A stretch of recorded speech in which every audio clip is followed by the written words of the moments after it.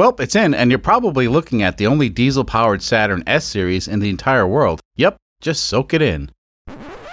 Hey, welcome back to Robot Cantina. You know, sometimes I forget as this channel grows, the more confusing some things may get. For instance, where are the robots, right? Actually, what I'm getting at is, we like to build unusual projects that don't necessarily have a real purpose. I mean, in the past, we put a 212cc Predator engine in a Honda Insight, and then modified that little engine to get the Honda to go up to 54 miles per hour. As silly as it sounds, we built the Honda to go as fast as possible with the smallest engine we could find. Then we doubled down and jammed a 420cc big block fuel-injected supercharged intercooled Hemi into the Insight and got the car up to 70 miles per hour. Now, that's pretty fast for a car with a Harbor Freight engine. So yeah, we sort of built an unusual race car that would never actually win any races, but it was fun. So this time around, we're stuffing a little 3-cylinder Kubota diesel engine into an older, worn-out Saturn. What's the purpose, you may ask? Well, mostly for fun, if you can believe that.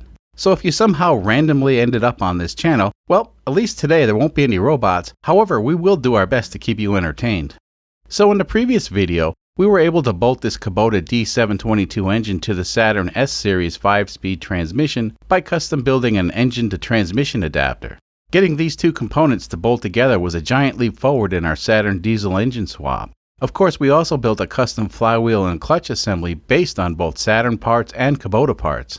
I reckon we're getting close to finishing this car soon, but we still have a few minor challenges ahead of us. Today we're going to focus on getting this engine and transmission bolted into our Saturn coupe. So let's start off by addressing an issue we identified with the right side axle. So on this car, the right side axle is a 2-piece unit and uses a support bearing that normally bolts up to the engine block. Of course, since we're no longer using the original Saturn engine, we now need to figure out a way to bolt the axle support bearing to the Kubota engine block. The good news is this block has plenty of holes that we can use to attach the bearing to, and you know what? Since we're going to be fiddling around with the metal like cutting and welding, we might as well incorporate some extra brackets to not only support the axle, but to support the engine when it's in the car. Anyway, let's take a closer look at the issue with the axle and come up with a solution. We positioned the engine so it'll be easy to work on. Normally the oil pan is under the engine and not on the side.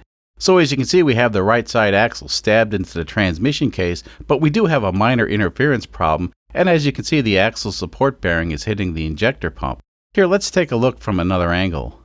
So yeah, we really need to sort this bracket out before we can move forward with the project. Fortunately, the solution is super simple, and we'll just slice the bracket right here. Of course, that means we'll lose one of the 3 bolts that support the axle bearing, but keep in mind this support bracket was intended to hold the axle in place on both the 100 and 125 horsepower Saturn engines. Our little Kubota only puts out a fraction of that power, and I feel it's probably okay to delete one of the mounting bolts. So let's fast forward a bit and we have the axle clamped to our bench vise. Now, we had to go a little nuts with the duct tape to wrap everything up as best as we could. Our concern is with the dust and the grit that will stir up when we start cutting the bracket with the angle grinder. That stuff gets everywhere, and the last place we want it is inside the axle support bearing. I reckon things would go sour pretty quick if we got a little bit of grit inside that bearing. Since we have the grinder out, let's start building brackets and stuff so we can bolt the support bearing to the engine block in this area.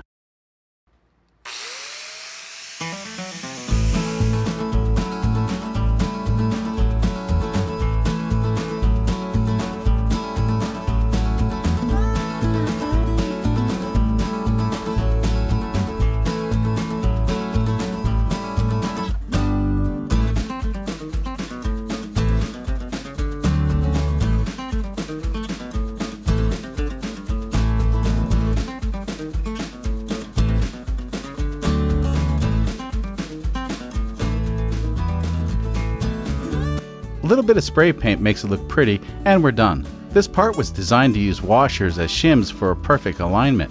We took it to the next level and glued the washers directly to the bracket, and that way we could shave 20 seconds off the time it takes to install this part on the engine block. Of course, the time we save during assembly is often wasted later while we drink coffee and think of other ways to save time. Of course, right over here is supposed to be another washer that was stuck to the bracket with glue, but it fell off. I reckon we need to brew up some more coffee and, well, you know. Anyway, somehow we managed to get things done around here. Let's see how the axle fits now. So it's going to take some fiddling to get these bolts in, but basically this is what holds the axle support bearing to the engine block. So here's another view on how this all fits together. As you can see, we have ample clearance between the tripod joint and our bracket. The joint seems to flex without any issues, so that's good. Now that we more or less have the combination bracket built, let's install the support bracket on the other side of the engine. So these two holes look like suitable locations to bolt up to, and what we're going to use is a thick and chunky piece of angle iron with 2 holes drilled in it. It's simple and not much to say. The last part of this odyssey is an unfinished chunk of angle iron. This guy will eventually bolt to the brackets that we've already made, but at this point we don't have enough information on dimensions. So I guess we really ought to put the engine and transmission in the car and figure it all out. My buddy Eric stopped by and lent a hand with the engine removal on the Saturn. This engine has a mere 215,000 miles on it. Yeah, it was an oil burner, in the sense that it needed piston rings, but we were able to squeeze nearly 50 miles per gallon out of this engine this past summer. It's hard to say if the little diesel engine will do any better. Now, personally, I don't think it will, but we'll find out soon enough. So the coupe has been prepped for the engine transplant. We tried to clean as much grease and crap out of the engine compartment and removed all the unnecessary components. Now, some stuff will have to go back in place, while other stuff will no longer be necessary. On this project, we're trying to dump as much weight overboard as we can in order to keep the weight down. Now, this car has a checkered past, and at some point it was damaged in a collision. It looks like whoever did the repairs only did enough to get the stuff to fit, and I'll have to say, stuff doesn't fit real well on this car. Meh, that's alright. Stuff like this doesn't really matter in the grand scheme of things. Of course, what I mean is, on this car and this project, we're absolutely fine with a wrinkle or two in the metal. This car has definitely seen better days, and it will probably be recycled to make new Subarus. So as a special treat, I got the cameraman to pump up the engine hoist while I ran the camera. Something seems a bit off. Yeah, I know. Okay, now we traded places, and the cameraman's doing camera stuff. I love it when a plan comes together. Okay, so we have 4 engine mounts or motor mounts, depending on what level of English you subscribe to. The first one we're going to install is, well, the transmission mount. Didn't see that one coming. This guy zips right into place, easy peasy, no fuss. It'll likely be the simplest thing we do today. Now, all the engine mounts that we're using today were purchased from the Jungle site, and they're the worst possible quality you can imagine. But they should be fine for the limited power this new engine will make. And now we can drop the engine into the Saturn. Since this combo is both smaller and lighter, it slips into the engine bay with ease. Did you know that an LS4 fits nicely in a Saturn engine bay? An LS4 is a 5.3-liter all-aluminum V8. Now, to be quite honest, an aluminum V8 checks all the boxes for me, but I'm a little put off by the idea of a front-wheel drive V8. It's heaven and hell. Oh, hello there. We were just talking about how awkward front-wheel drive transmissions are, and this silly little guy shows up. Are you lost, buddy? Here, let me give you a little nudge. There you go. Okay, that was easy. Next, we need to install the transmission torque mount. This, I reckon, will be the second easiest thing we do today. Oh, I mentioned this in an earlier video, but perhaps it needs repeating. The transmission we're using on this diesel swap is a Saturn MP3 close ratio unit from a car equipped with a higher performance twin cam engine. The close gear ratios on this transmission should help the little diesel engine get up to speed slightly faster.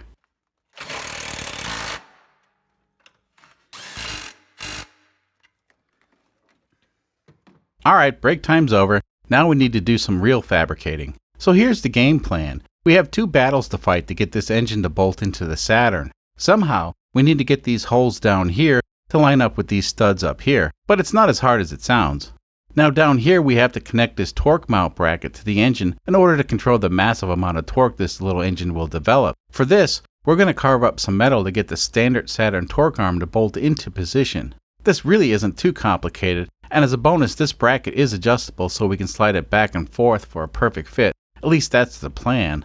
Now back to the top mount. Like I said before, we need to build something that bolts into these 2 holes, actually 3 holes, and through some convoluted method, make the connection into the Saturn's engine bay way up here. That's so we can use the stock Saturn upper motor mount. And that's because these mounts are cheap, and while they ain't very good, they're definitely cheap. Did I mention they're cheap? Overall, it really simplifies things, especially if I take the car into a genuine Saturn dealer and have it serviced. At least the service technicians' heads won't completely explode. So that's the plan. Basically, we're going to brute force this bridge with enough iron to build the Eiffel Tower. Oh, look here. Robot Cantina's hip with the CAD. You know the way things are going nowadays. I reckon it won't be long before you can 3D print angle iron. Now, it's not all fun and games. You see, in order to get things to line up, we actually had to measure the engine that previously occupied the Saturn's engine bay. Actually, we did a lot of measuring. The iron tower motor mount extension bracket took a few hours to fabricate, then we shot it with some paint to make it look pretty. Let's see how it fits. So far it lines up and there's no clearance issues. The top motor mount that we're using is prone to failure, and there's better mounts available. However, it's hit or miss on what type you get when ordering these. Since this is a brand new part and we'll see a lot less stress, it's possible it'll be okay. We'll certainly keep an eye on it. Okay, we did a lot of measuring, but somehow we screwed up and had to nip about a ½ inch off this dog bone. Keep in mind, there is some adjustment available on the lower bracket, but even with the adjustment maxed out, we still had to cut and weld this part. I'm not saying someone screwed up, but Jimbo screwed up. Wasn't me! Anyway, the modified part zips right in, and all works out. Well, it's in, and you're probably looking at the only diesel-powered Saturn S series in the entire world. Yep, just soak it in. This engine appears small because it is small, if that makes any sense. Well, like I mentioned earlier, you can slip a 5.3-liter LS4 V8 in this engine bay with ease. So another way to look at this is engine bay is huge. Now down below we can see we have a clear path for the axle to make it through to the mechanical chaos, but for now we won't be installing the axles. You see, this engine has to come back out soon so we can finish all the minor details, and then we can bolt it in for good. On the top side, we have plenty of clearance to gain access to the injector pump for future mods, so that ended up working out real nice.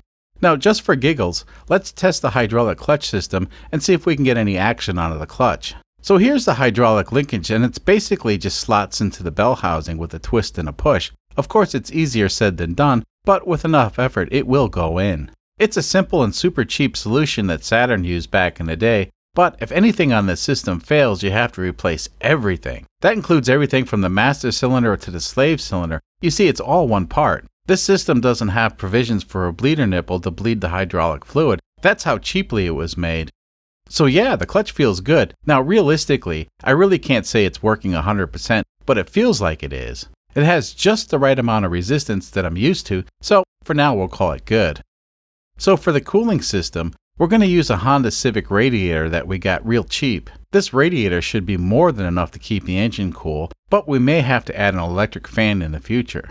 Now we're using the smaller radiator so we have more room under the hood to work with, especially in the exhaust area. We definitely have plans on doing a few modifications to this car, and the extra room will come in handy down the road. Anyway, we'll need to weld in some radiator mounts and whatnot, but that's not a big deal. Now the exhaust should be simple, and all we have to do is connect the exhaust manifold to the exhaust that's already on the car, and we can do that with a few simple splices. Of course, that's our initial plan. However, once we get the car back on the road and sorted out, well, by then it'll be time for the turbo. And yes, diesels love turbos. This little turbo was sent to us by Aaron, who's one of our viewers, and we'll give it a shot and see what kind of boost it'll make. Now, I'm not too sure how much boost this little engine can handle, so we're going to try to keep things from getting ridiculous. Anyway, even though this turbo is small, it is a bit heavy and would likely break the exhaust manifold, so we'll need to fabricate some brackets in order to support it. Again, that should be simple with all the space we have in this engine bay, but keep in mind, we'll do the turbo modification after we get the car back on the road. The fuel tank in this car was never intended to hold diesel fuel, but I don't think that would matter too much. The big problem is, the fuel pump that's located inside the tank is a high pressure pump and ain't exactly what we want. So for a fuel tank, we're going to use this 4-gallon tank specifically made for a diesel generator. Now the fact that it was made for a diesel generator is interesting because this tank doesn't have any O-rings or petcocks. And that's important because sometimes the O-rings and petcocks can get damaged by diesel fuel. Nope, it's just a steel tank with welded on bungs, and all we need to do is slip on some fuel line and then attach a low pressure transfer pump and we're golden. So yeah, we have our work cut out for us, but in the next episode the car will be running and driving again, that's for sure.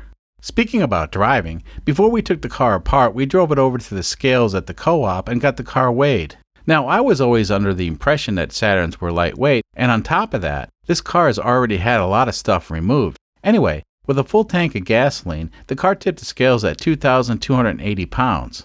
I reckon that's not real heavy given a modern Honda Civics are porking out at nearly 3,000 pounds, but 2,280 pounds, well, that's a bit heavier than I was expecting. Of course, with the engine transplant, we'll have shed a few pounds, and once the car's back on the road, we'll get it weighed again. Now, I would really like to get this car closer to the 1,500 pound range, but that might be quite a stretch. But keep in mind, this car has definitely seen better days, and if we have to, we can certainly do some trimming under the plastic skin, and the car would still look completely normal.